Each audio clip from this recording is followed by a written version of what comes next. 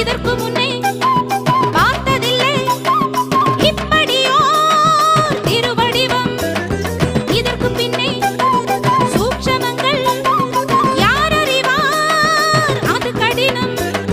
முத்துகுரு சுவாமி மேனி படர்ந்து ஊறியே அத்தன் சித்தம் காணாத ரூபம் காட்டியே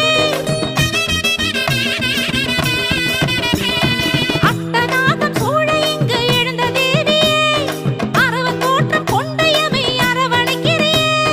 மணல் வீட்டில் விளையாடி மனவீட்டில் ஒரு வேறு தாயே அரணாக வடிவெடுத்து அழகாக படமெடுத்து சதிராடும்